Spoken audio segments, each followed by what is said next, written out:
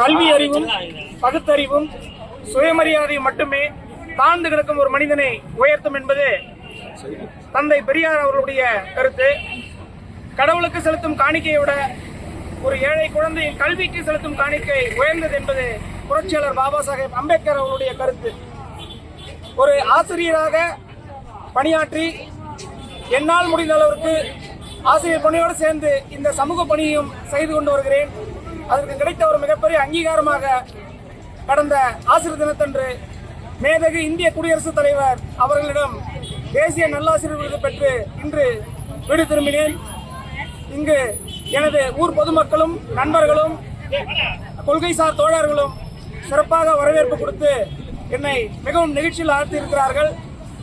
எனது களப்பணியும் கல்வி பணியும் மேலும் சிறந்து விளங்க இன்னும் வேகமாக இந்த களத்தில் நான் செயல்பட இது பெருதவியாக இருக்கும் என்று நான் நம்புகிறேன். என்னால் முடிந்த மட்டும் இந்த சமூகத்திற்கும் மாணவ சமூகத்திற்கும் தொடர்ந்து பணி செய்து கொண்டிருப்பேன் என்று நான் உறுதி கூறுகிறேன்.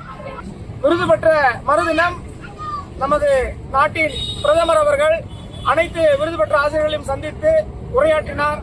அதில் இந்த விருது பெற்றதோடு உங்கள் கடமை முடிந்துவிடவில்லை, இனியும் இந்த சமூகத்தில் வேகமாக நீங்கள் செயல்பட வேண்டும், அதிக சமூக பணிகளை செய்ய வேண்டும் என்று அனைத்து ஆசிரியர்களிடம் கலந்துரையாடினார். அந்த விதத்தில் கட்டாயம் தொடர்ந்து பணி செய்வோம் என்று கூறுகிறேன். என்னால் இயன்றவரை பல்வேறுபட்ட கிராமிய கலைகளை கற்றுக்கொண்டு அந்த கிராமிய கலைகளின் வாயிலாக மாணவர்களுக்கு கல்வியை கற்று வருகிறேன்.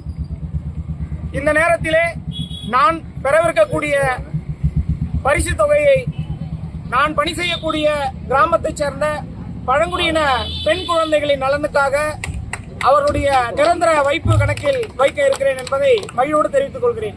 இந்திய நாட்டில் இருக்கக்கூடிய பல கோடி ஆசிரியர்கள் மத்தியில் ஒரு சிலருக்கு மட்டுமே இந்த வாய்ப்பு கிடைக்கிறது என்றால் அவர்கள் செய்த களப்பணிக்காக இருக்கலாம், கல்வி பணிக்காக இருக்கலாம். ஆனால் ஒவ்வொரு ஆசிரியரும் விருது பெறக்கூடிய ஆசிரியர்களே. ஆசிரியர் பணி என்பது மாணவர்களுக்காக தன்னை அர்ப்பணிக்கக்கூடிய பணி.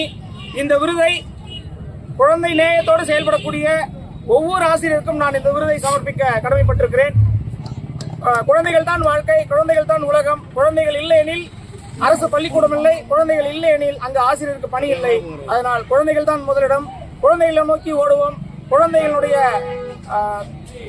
நல் வளர்ச்சிக்காக ஒவ்வொரு ஆசிரியரும் பணியாற்ற வேண்டும் என்று இந்த நேரத்தில் தாழ்மையோடு கேட்டுக்கொள்கிறேன். செய்திகளை உடனுக்குடனும் துல்லியமாகவும் தெரிந்து கொள்ள சப்ஸ்கிரைப் பண்ணுங்க.